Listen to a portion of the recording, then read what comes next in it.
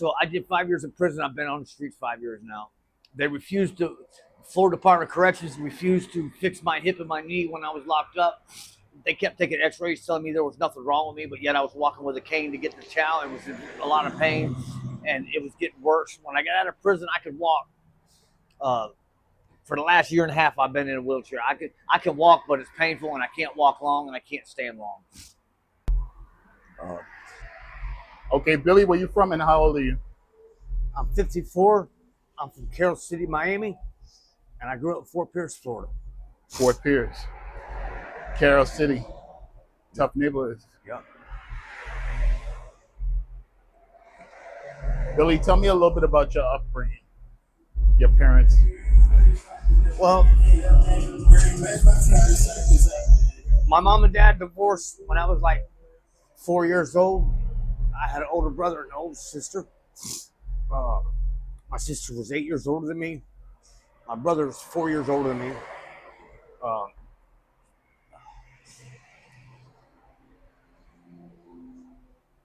My sister became a junkie at the age of 13.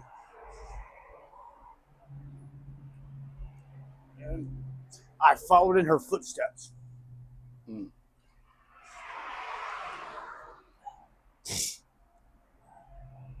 Such a young age.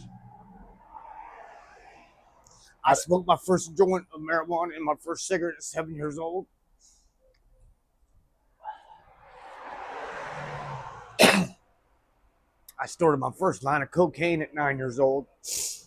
And at 12 years old, in 1983, my sister put a bass pipe in my mouth and taught me how to smoke bass. That's been my demon all my life. It controls me.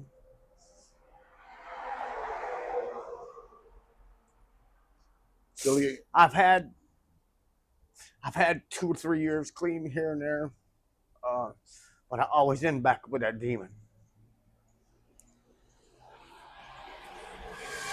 Billy, tell me a little bit about your parents. How was your relationship with your mom growing up?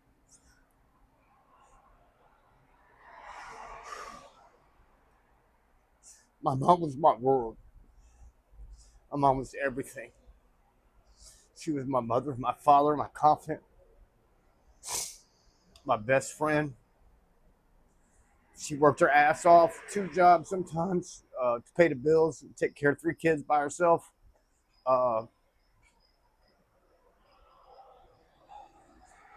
Why? She had 3 kids that were junkies and alcoholics.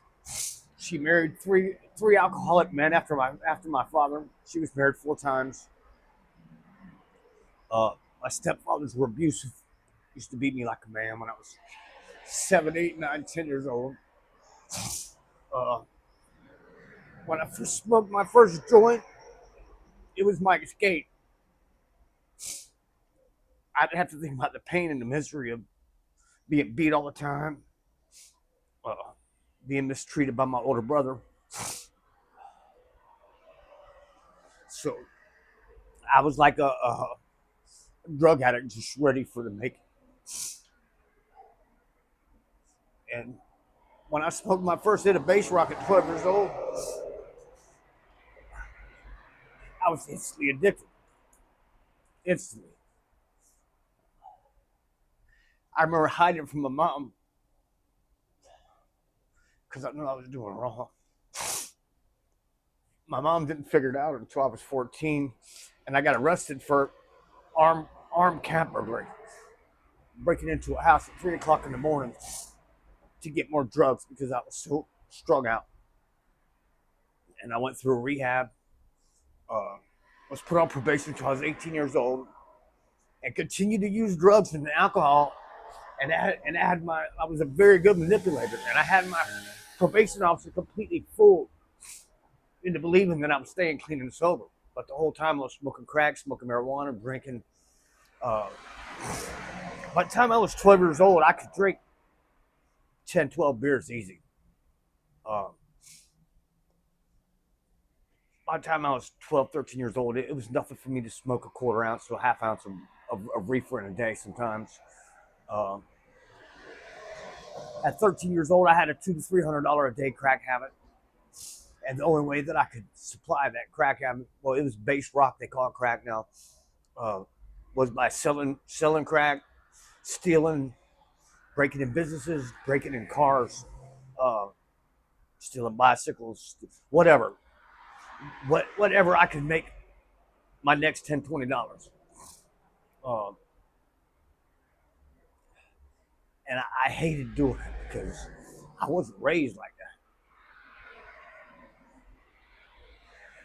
Billy, how was your relationship with your dad? What type of influence he had on your life? None. I didn't hear from him from the time I was 7 until I was 17. And then he started dying of cancer. And my mom uh, asked me and my brother to let him stay in one of her. He had asked to come back to Florida from California, and he asked her if he could rent a room out of my mother's house because he didn't want to stay with my grandparents. My mother said, "That's up to your 2 sons." And so she asked us, and we said, "Yeah, absolutely. He's still our dad. We still love him." So, but we went through some changes, and at first he tried to be an authoritative figure over me when he first moved in, and I snapped on him and told him, you can't be my father. Uh, you can't be an authoritative figure over me. Where were you when I needed you to teach me how to date, hunt, fish, all them things that I needed you for? Where were you then? I don't need you to come into my life now and try to be my authoritative figure, because the best thing you could do is try to be my friend. So we ended up with a really good relationship in the end. And when he died, we had a good relationship. He died at 51 years old of cancer from asbestosis from the service. But I lost him when I was 21. So I got about 4.5, 5 good years with him in the end. My mom was always there, no matter how bad I was, no matter, she loved me when I didn't deserve to be loved. Uh, she protected me at all means. She would push me in the attic while the cops were knocking on the door looking for me. I could call her running from the police, and she would come pick me up. And now, don't get me wrong, she'd be madder than hell, and give me hell, but she would still be there for me, you know. So because of my drug addiction, I've been to prison 7 times. It was just a revolving door for me. I finally got out of that revolving door, stopped committing crimes, and just doing whatever I could. Well, stop committing big crimes that I would get caught for, and just doing small stuff like sell little drugs here and there, do little stuff like that. And I was doing halfway decent, and I had been out for over 3 years. And my girlfriend decided that she didn't want me to be free no more on Valentine's Day of 2016, and that's when my total hell started. Um, she grabbed a whole handful of steak knives and came at me with them, trying to stab me, and I snatched the refrigerator door open. She came down on the door, and the steak knives went everywhere, and I ran out the door and hauled ass. And next thing I know, I'm being stopped at gunpoint on US 1 in Fort Pierce by the sheriff's department, put in the back of the car, and charged with aggravated battery with serious bodily injury or intent to commit harm. They gave me a $500,000 bond. She had scratches on her from where she come down on the door with them knives, and she said that I stabbed her in the forehead and broke the handle off the knife and threw it out the door. And then I grabbed another steak knife and stabbed her in the forearm while she was cowering like this on her knees in front of the cabinets. And then I bent that knife. But at the end of the arrest affidavit, the officer said that he called EMS. They put a bandage on the victim and informed the victim she needed no more medical care. But I broke a knife and bent a knife, stabbing her. Mm. So they gave me a $500,000 bond, viciously prosecuted me, offered me 13.5 years. So take this 13.5 years, and we're going to give you 30. I told him 13 and a half was 30, so I'll go to trial. So they gave me a downward departure and offered me 5 years, and I signed it because I thought I was going to die in prison. When I got arrested and put in jail with the $500,000 bond, 2 weeks later, my mom went into the hospital in intensive care, dying of COPD. She stayed in intensive care for like 4 months while I was sitting in the county jail, not knowing what to do, scared to death, scared I was going to die in prison because I couldn't get out, hire me a good attorney. I had a public pretender. That's what a defender is, a pretender, because they don't truly fight for you. So they came to me and offered me 5 years, and I signed it. And when I went back to my cell, I called my mom and I said, "Mom, everything's going to be okay." I said, I got to do a little bit of time, Mom. I got to do 5 years. I said, but I can handle it. And at that time, my hip was bad and my knee was already bad. And I said, one good thing is when I go to prison, they should give me my operations. And then when I get out, I got the rest of my life. Well, they sent me to the most violent camp in the state of Florida, Martin Correctional. I was in a dorm with 56 guys. 48 of them had life sentences. My second week there, a guy got next to me, stabbed 57 times, and he completely saturated me with his blood so bad that my shirt was like that. So that was my introduction to the camp. I had a guy come at me to stab me, and he stabbed me in the arm. When I put my arm up to stop him from stabbing me in the neck, because I wouldn't front him a 5-gallon bottle of wine that I had made. I made some homemade wine that I was selling to survive, to get soap and shampoo and stuff like that, because my mom passed away while I was standing in front of the judge getting sentenced the next morning to that 5 years. When I got back to my cell, I called my mom. I said, Mom, everything's going to be okay. I said, when I go get sentenced tomorrow at 9 o'clock in the morning, when I get back to the cell, when I get back to the county jail, I'll call you and let you know how things went. And when I got back, they took me off the chain and brought me to the chaplain's office to tell me my mom died at 9:13. They called me in front of the judge at 9:12. Wow.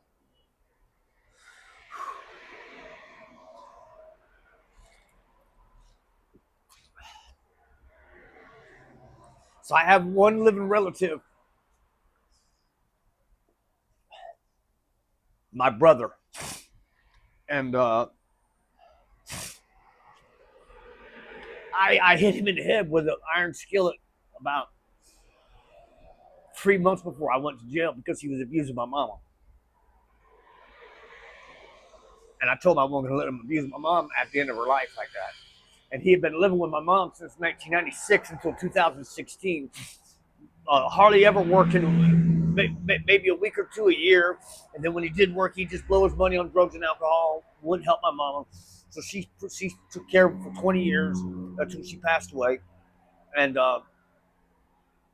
at the end, he would get raging drunk and jump in her face and scream at her. She's on oxygen, had 3 heart diseases, then had a heart attack, weighed 90-something pounds, where she had half of her colons cut out. So she was subject to die at any moment. And he would go into a rage in her face. And the first time I'd seen that, I told him, I'm not going to let you do that again, man. And he did it again. So I hit him in the head with my grandma's iron skillet. And I'm not proud of it, but I felt like that's what I had to do. What kind of effect did that? Mom. What kind of effect did that have on him physically? Actually, he had a hard head because it really didn't hurt him. He got a knot on his head. I knocked him to his knees, almost out cold, but it didn't really hurt him, which I'm glad. But it ruined our relationship. So after I got sentenced and I got sent to prison, I did my 5 years by myself. No visit, no phone call, no letter, no nothing. And then when I got out, I called my brother and I told him all the hell that I had been through in prison. And the only thing he had to say, well, what do you want me to do? I said, man, I don't want you to do a fucking thing, but come see me. Hmm. You're my brother, man. You know? What do you think was the underlying reason behind all of his anger towards you, your mother, and in general? Fear. Fear. Knowing that, not knowing how he was going to survive after my mom was gone. And I believe it was just deep in ground fear. Uh, my mom threw me out and wouldn't let me stay there no more after I'd done that to him because she's afraid that I'd hurt him really bad. Mm. But she keeps the abuser, and throws me out. So my struggles I actually started then because then I didn't have my mom's support as far as a place to stay no more. And I was already crippled up. I couldn't hardly work. So I was already homeless before I even went to prison. But basically, I mean, I was just barely surviving, couch surfing and doing what little work I could do here and there. I couldn't handle the job because I couldn't make it a day or two, and then I'd be in so much pain I couldn't get up and go to work the next day. But so I ended up doing them 5 years and getting out, and I got strung out again in prison. I was off of crack. Uh, I was just drinking and smoking a little marijuana. And when I went to prison, I got strung back out on Molly, uh, smoking Molly.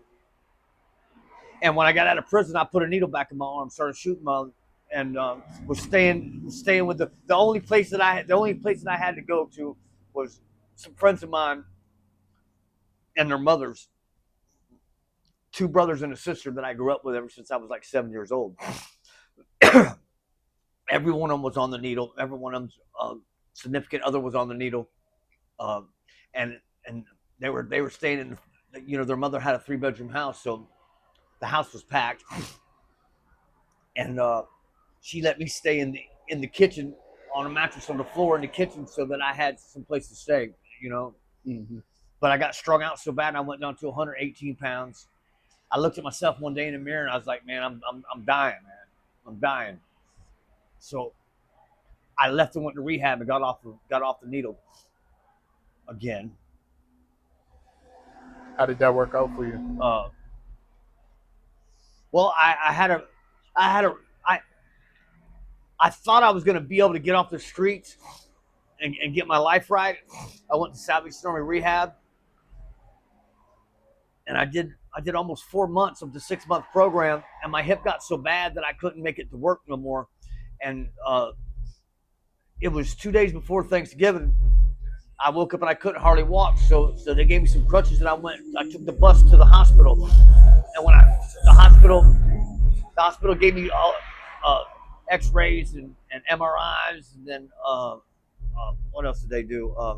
Gave me a shot of cortisone into my hip, and shot me up with Tramadol and some good anti-inflammatories. And they said that I needed to lay up for 2 days before I went back into the warehouse working again for them, because that's how they make all their money.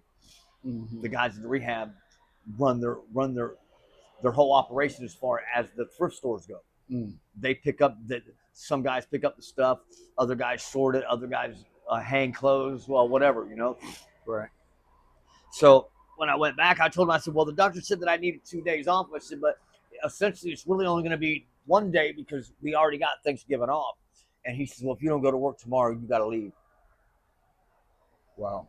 Yeah. So I have a real bad taste in my mouth now for Salvation Army. I feel like they're nothing but a cult. Mm. Nothing but a cult. They're worried about nothing but the almighty dollar, because if they were truly worried about helping someone, they would have gave me a day off. Mm. Yeah. To heal up so that I could go back and give them my 100% performance in their job again, where I was only making $21 a week. That was their little stipend they would give us, $21 a week. Wow. For working 40 hours. And if you missed the day to go to the doctor or something, then you had to make up on Saturday. They got their 40 hours every one way or another. That's borderline slavery. Yep. So when they told me I had to leave, I went ahead and went to work and tried, but because I wasn't able to recover, Within 3 or 4 days again, I was almost to the point where I couldn't walk again. I just packed my stuff and left. That's when I ended up in the streets of Orlando, homeless. Um, I've been to several rehabs since I've been out in the streets, um, trying to get to a halfway house and get my hip operated on, my knee operated on. I need a total hip replacement. I need a knee reconstruction. I got 9 messed up discs in my neck and back. All from hard living, hard work. I've worked in every hard construction job there is: concrete, stucco, masonry, drywall, framing, you name it. I've worked it. Uh, I had a couple stints in my life that were really good, and it actually looked like I was someone else. Um, I got clean and sober in 2004, and God blessed me, and I knew I had the skills, and I just had to have the courage to try it. And I started a remodel business with a Ford Escort, stacking plywood and drywall on top of a Ford Escort, and to get it to the job, and renting a Home Depot truck to get stuff to their job if I couldn't get it there with my little car. And God blessed me, and I blew up. Next thing you know, I had trucks, trailers, everything, and I did good until I relapsed. My sister passed away of AIDS in 2005. She caught it when she was like 16 years old from using a needle. Um, so she passed away, and when she did, it hurt me bad because I was real close to my sister. Because she used to protect me over my brother when my mom was at work. My brother started beating on me. She'd get him off me. Um, and she would make me something to eat if I needed it or whatever, when I was a young kid. She was almost like my second mother. So when she passed away, it hurt me bad, and I didn't know how to deal with it. So Did she have any kids? yeah, she had 2 crack babies. Me and my mother tried to take care of her first child when I was in high school, and she was working 12-hour nights at the nuclear power plant in St. Lucie County. Um, so I would try to take care of the baby at night. She tried to take care of the baby during the day, and we was getting no sleep because the baby, all it did was cry because it was a crack baby. So we did the hardest thing that we could do. We adopted her out, but it was the best choice because it was 2 doctors that adopted her and gave her life that we couldn't give her. And then my sister had a son too that was a crack baby. Fortunately, he doesn't have AIDS, but she does. I didn't know that was a thing. Yeah, women with AIDS can have kids now with the proper medications or whatever without contracting it to the kid. Okay. And one thing we did when me and my mom decided to adopt her out, was we made a stipulation that they had to let her know when she was 18 years old who her real parents were, who her real parent was, and her grandparents and her aunt and her uncles and all that. Okay. So they did. So my mom was able to reunite brother and sister together, introduce them to each other, and now they're really good friends. Okay. And they know each other. They both got lives better than we could have gave them. My brother's daughter was in college immediately upon graduation, and I'm pretty sure her son was too. Billy, do you have any kids? Yep, I have 2 kids. My daughter is from Missouri. I left Florida hitchhiking with $10 in my pocket because I was wanting to get off the cocaine so bad.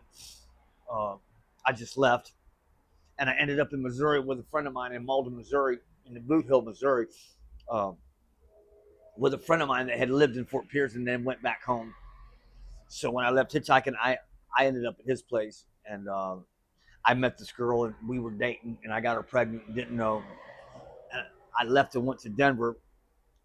And while I was in Denver, I was still calling her, but she never did let me know that she was pregnant with my kid.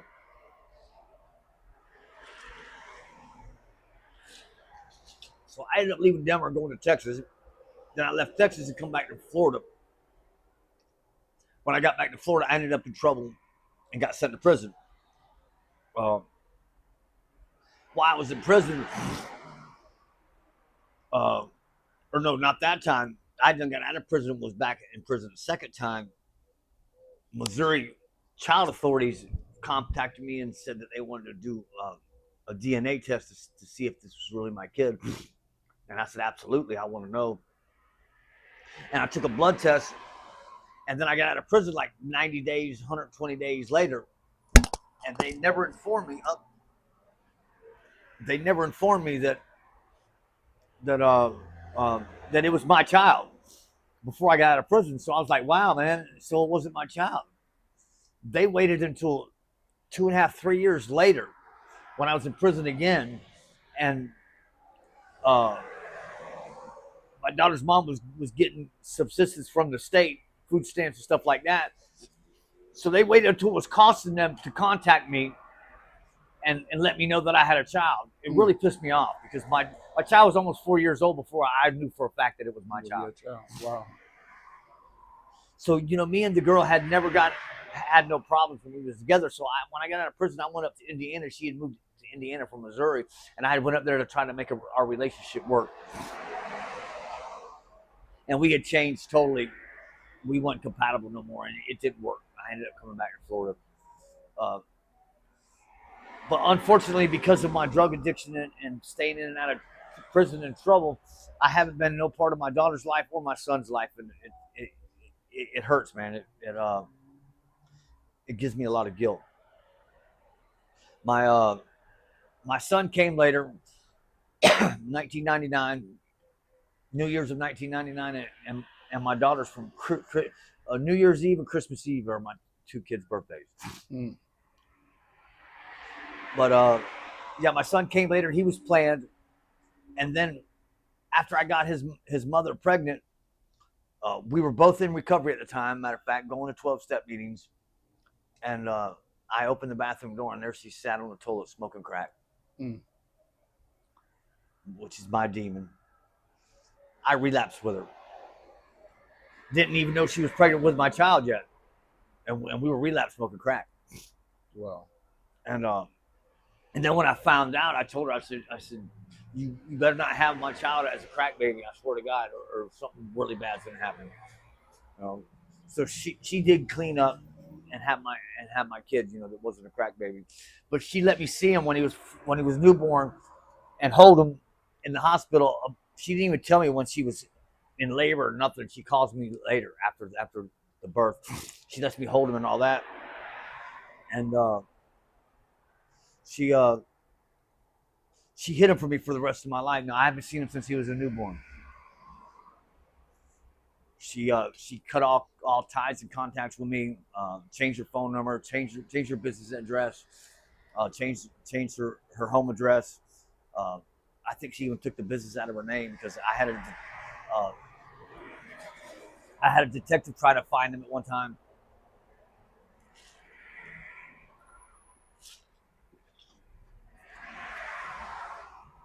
So unfortunately, I've been out of both my kids' life all their life. Billy, what's your current living situation right now? I've been homeless since I got out of prison in April of 2020. And here it is, June of 2025. So I did 5 years in prison. I've been on the streets 5 years now. Florida Department of Corrections refused to fix my hip and my knee when I was locked up. They kept taking x-rays telling me there was nothing wrong with me, but yet I was walking with a cane to get the chow and was in a lot of pain, and it was getting worse. When I got out of prison, I could walk. For the last year and a half, I've been in a wheelchair. I can walk, but it's painful, and I can't walk long, and I can't stand long. So it's getting really hard out here. I can imagine. I can imagine. Really hard, especially with this heat, man. This heat's been really beating me down. This last week's really been tough, man. Sometimes I just nod in the shade all day long, exhausted from the heat burning my ass up so bad the day before. Matter of fact, this week there was 2 days in a row. All I did was sleep in the shade, except for beg long enough to get a meal. Panhandle beg enough to get a meal. You know, other than that, I was asleep because I was so exhausted. Basically, I've been through 10 years of hell now. It started, well, 9 going on 10. It started Valentine's Day of 2016 when my girlfriend decided she wanted to try to stab me and didn't want me free no more, and it goes all the way until today.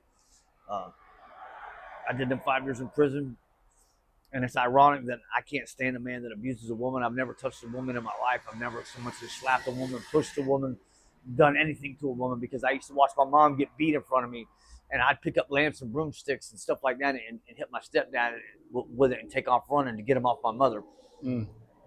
So I've always despised a man that would beat on a woman, and I've always known it was wrong, and I've never done that. But it's ironic I ended up doing 5 years in prison for supposedly beating and stabbing a woman that I've never touched. Now, how was your relationship with your stepdad? I had one stepdad that treated me good and taught me how to fish and you know, didn't beat me and stuff like that. And that was Everett Capella, and he was an awesome man. But my other stepfathers just beat me and abused me, and I didn't want to be around them at all costs. I'd get out of school, I'd run home, take my clothes off and change, and then leave until it was time to go to bed if my mom was working, because I didn't want to be home around them. And then all I did was run the streets, use alcohol and drugs.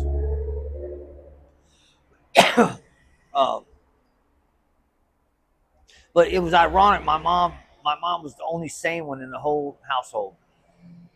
You know, we were all on drugs and alcohol, and there was violence and all that. And my mom was the only one that kind of held the threads together. Keep the home from falling completely apart.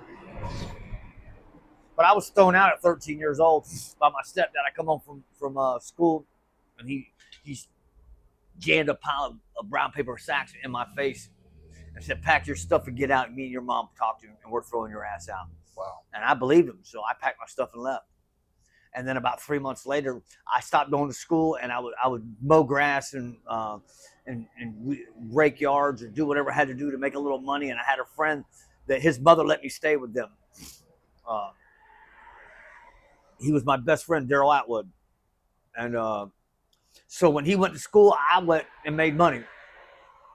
Doing? Cutting grass, raking yards, picking up trash, whatever I could get, you know, and even sell drugs too sometimes. And that way I could carry my own. You know, I could bring food home for dinner that night. They were already struggling because they lived off of her disability alone, so they really had no money. So lots of times I bought food. I bring food home, bring drugs and alcohol home for all of us to use, because we all three smoked marijuana and drank. And that went on for about 3 months until I was playing quarters, drinking beer, playing quarters with all my friends. And I got drunk and I got in my emotions, and I called my mom crying and asked her, "How the hell could you pick him over me?" She started screaming, "What are you talking about? Where are you at? I've had the police looking for you for 3 months now." You know, so I was reported as a runaway. But I had been thrown out by my stepfather. And your mom had no idea it happened? And my mom had no idea what happened. Not a clue. And it was heaven for my stepdad, because he just wanted me out of the picture. I could imagine. So I grew up pretty fast. You know, I was in the streets at 13 selling crack, running wild, using crack, drinking, smoking weed, committing crimes, doing whatever I had to do just to survive. I'm a chameleon. I can make it damn near anywhere I go. I can fit in, you know, mold myself to whatever I got to be to make it through that situation that I'm in. Billy, what's your plans for the future? Right now, I've lost hope because I can't seem to get off these streets. I've been contemplating suicide, and I've tried before. And I've been contemplating suicide because I'm sick of being in pain, physical pain and emotional pain, and being stuck out here in misery in these streets, man. Especially during the summer in this heat, man. It's pure hell. You know, I got heat rash all over my legs already from sweating constantly.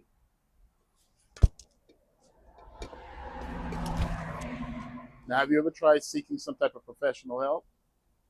Yeah, yeah, and I'm supposed to be on meds. I'm bipolar, PTSD, and ADHD.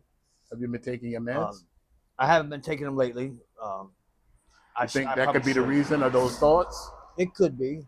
Uh, it's just I've been using so much alcohol and drugs lately that I don't want to mix them. So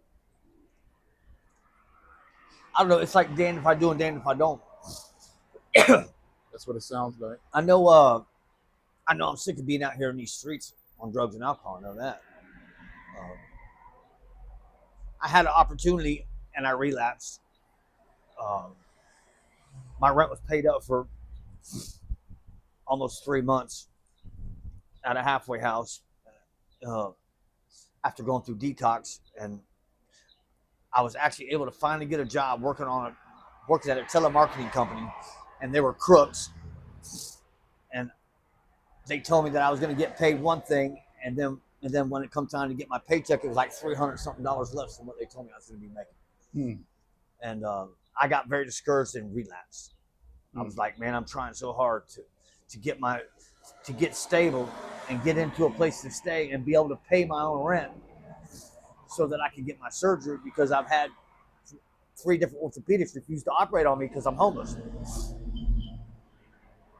So I've been like a dog chasing his tail out here in these streets. How do I get off if I can't never get him to fix me?